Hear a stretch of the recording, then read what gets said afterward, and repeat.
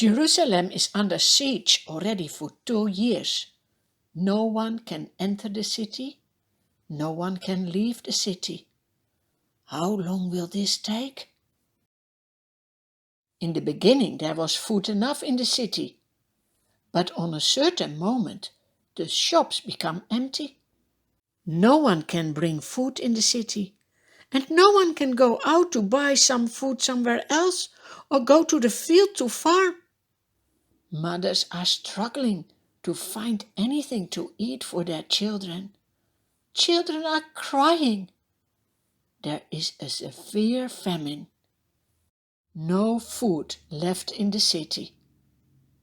This is so sad.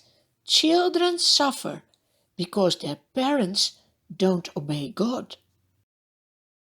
Then on a certain moment the city wall is broken through. The enemies come into the city. When King Zedekiah hears this, he and his soldiers flee in the middle of the night. But the enemies pursue the king and overtake him in the plains of Jericho.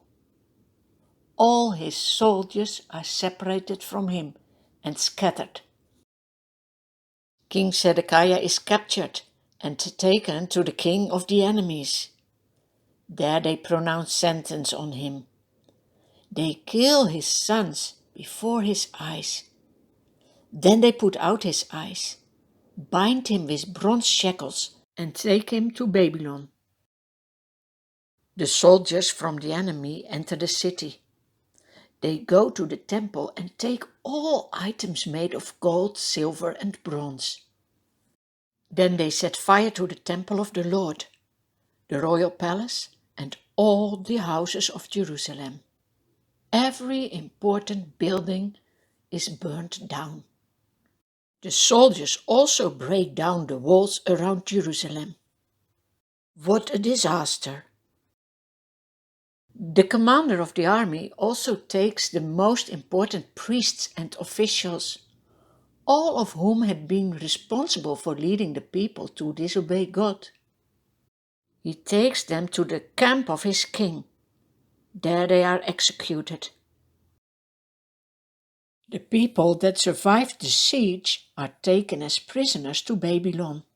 Do you see them go? How would they feel? Only the poorest people are left in the country. They need to farm the land.